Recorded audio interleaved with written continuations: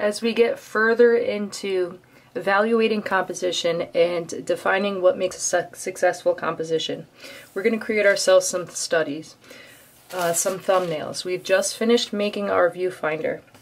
We're going to use this as a way to isolate information to create abstractions. With that in mind, you're going to find yourself a magazine. Does not matter what type of magazine you find. You're going to have a viewfinder, a piece of tracing paper. If you do not have tracing paper, you will be able to use white tissue paper for this. I'm going to show you some tips about how to make this process a little less cumbersome. What I want you to do is go through the imagery that you find within your magazine, and I want you to start to isolate that information and start to evaluate what's happening in the composition that you're looking at. You're going to choose compositions that you respond to.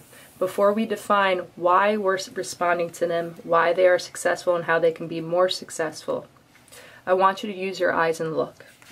This is about responding to what you're looking at visually. So once you're going through and you find something that's working for you, we're going to remove the image.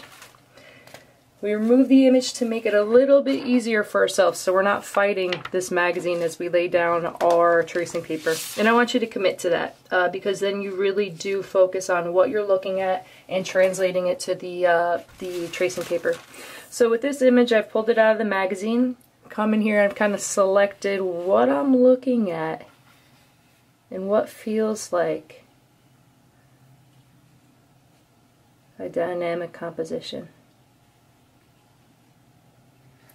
Once I find my area selected, I'm going to take my tracing paper. I'm going to put it behind the viewfinder.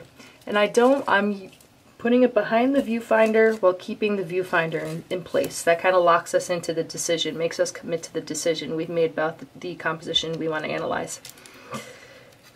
I want you to be cognitive of where you put this viewfinder on top of the tracing paper. Right? You got your pencil. The first step you're going to do, and this is an easy step. If you don't do it first, you're going to forget, and then you're going to have your composition and wish you did it. You come in here, you're just going to lay out your bounding box. Okay? Do not remove the viewfinder. We still want the information isolated. We want to focus on this area right here. Now I'm going to come and I'm going to look at the shapes. And I'm going to start to trace those shapes. We are looking at the interaction of shapes within a bounding box, within a picture plane. I want you to avoid adding any value, any lights or darks, any shading into this composition. You are solely building shapes. The other thing I want you to avoid is just using line.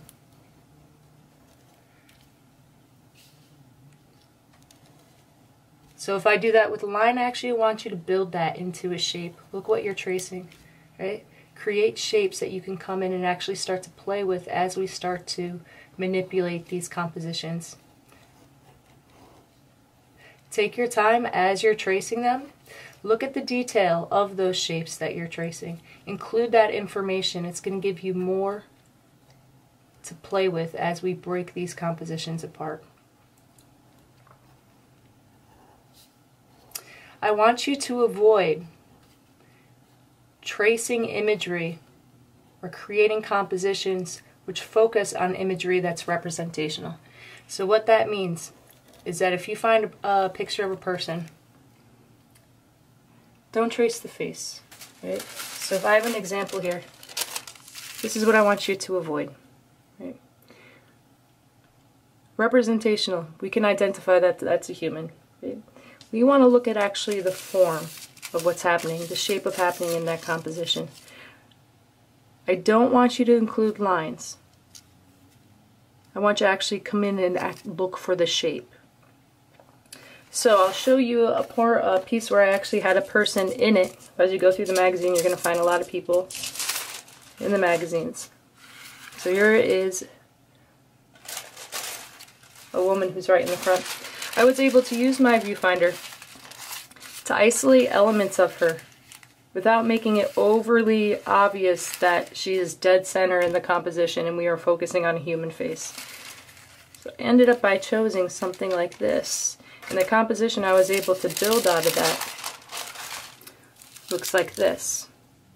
So we can start to see, we know, because we've seen the reference image, that this is a human face, but we've broken it into shapes to abstract it, that we no longer can identify right off the bat what we're looking at. That's what we're creating, abstractions from found imagery. You're going to create 20 of these. And then we're going to start to prepare them to put into our sketch pad. I want you to be, when I said be conscious of where you're laying these out on the piece of tracing paper, when you remove them from your tracing paper to put into your sketch pad, don't remove them, don't rip them where they're sitting right up against the edge. I want you to have a little bit of a buffer zone. And let's make that consistent across the board all the way around our rectangle. We're going to need some surface area to actually tape this into the sketch pad. If we rip that piece of paper and cut it all the way to the edge, crop it all to the edge of our paper, we're not going to be able to tape it into that sketch pad where we can analyze it visually without being affected by the tape we're looking at. Once you have your sketch pad and your compositions pulled out, I have two sides to this composition. I have one where I have the graphite on the surface, then I have the back. I want you to take these and put them with the graphite facing down onto the page. Cut your piece of tapes into smaller pieces. Okay. That allows us to not be distracted by big chunks of tape that are on the piece of paper when we analyze these. Now if I wanted to come in, which we will do, and translate these sketches onto my piece of paper, all I need to do is come here and start rubbing them, and we'll get an imprint. Make sure you put them upside down in your sketch pad. The other reason we put them upside down in our sketch pad is that this paper, when it goes on that graphite, is going to rub and rub and rub into those compositions, and we're going to lose the information that we've been building for ourselves. You're going to do 20 of these. Once they're done, we're coming back and we're going to analyze how they are successful and how they can be more successful. What's working for us based on the terms of design, and what we need to evolve or change to make it work for us a little bit better.